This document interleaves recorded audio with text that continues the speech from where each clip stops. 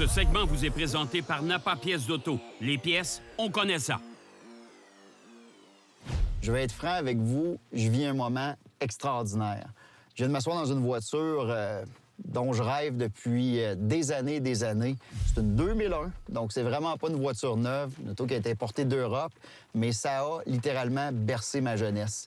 L'inspiration, c'est directement inspiré du Renault 5 Turbo, qui était une voiture à moteur central très large, qui a été produite dans les années 80 jusqu'à 86. Autour de 5000 exemplaires ont été faits.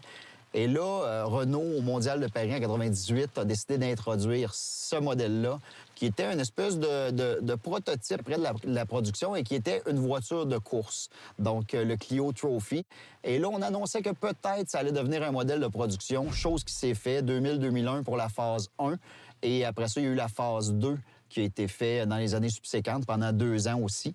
C'est probablement la voiture qui est renommée, la phase 1 spécifiquement, comme étant à peu près la voiture la plus vicieuse qui a jamais été produite dans l'industrie. Est renommée pour ce qu'on appelle du snapping oversteer, donc un survirage violent.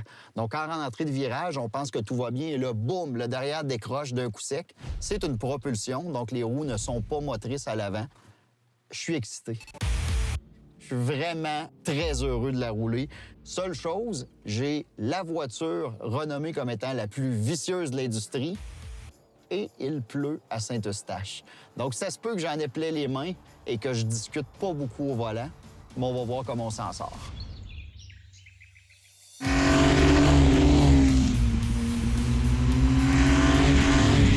vais vraiment faire attention pour les premiers tours, histoire de ressentir le comportement. Oh, OK. Déjà, dès que je prends moindrement une petite boche à l'arrière qui veut immédiatement danser. Wow! Oh, oh! Que c'est nerveux du derrière!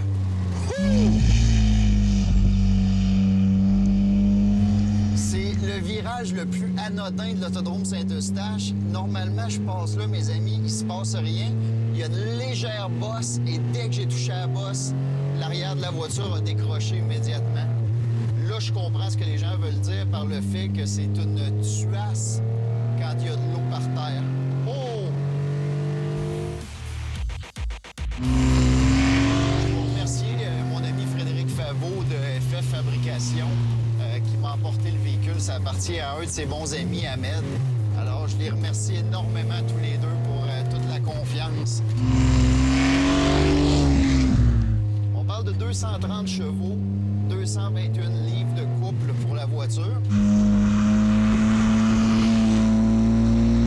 Dans le fond, celle-là, on fait le 0 à 100 en 6,4 secondes. La deuxième génération, on parle de 0 à 60 000 à l'heure en 5,8.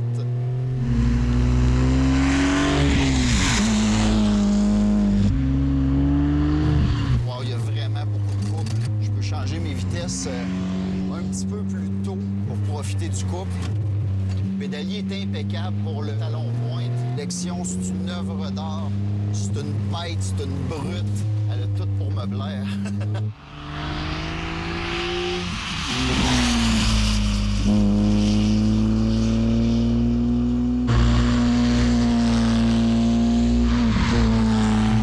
Le son est rien de moins que jouissif. J'ai le moteur directement derrière moi. Je cherchais pas les places arrière. Il y en a pas. C'est le moteur qui est assis là, puis c'est bien correct comme ça.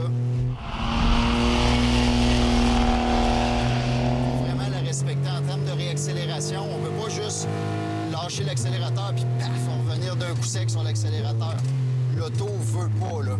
Fait que quand on rembarque, il faut rembarquer en douceur. On laisse le poids s'asseoir et là, on peut augmenter l'accélérateur. Mais ça se conduit pas à coup de pied, cette auto-là. Ça se conduit vraiment du bout des doigts, rien de moins. Et que c'est le fun. Bonne machine.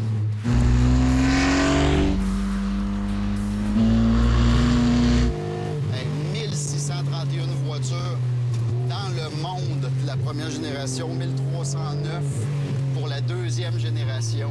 Quelle exclusivité et quelle chance extraordinaire, non seulement de la conduire, mais de la conduire ici, chez nous, au Canada.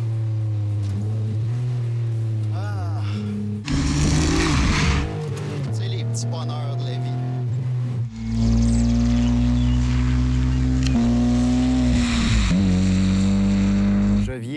officiellement d'enlever une étape sur mon bucket list. C'est une des voitures que je m'étais juré d'essayer une fois dans ma vie.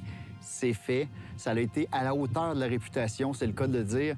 L'auto danse véritablement, mais c'est un peu tellement décroché sèchement, rapidement.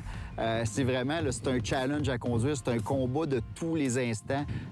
C'est assez physique comme voiture, donc physiquement et mentalement, c'est épuisant à piloter, mais c'est ce qui fait aussi le plaisir de piloter, c'est de pas toujours rouler des autos qui sont trop dociles, trop faciles à conduire. Conduire ça, c'est une expérience, c'est une connexion avec l'auto, ça donne des frissons de tous les instants, et pour moi, conduire, c'est véritablement ça.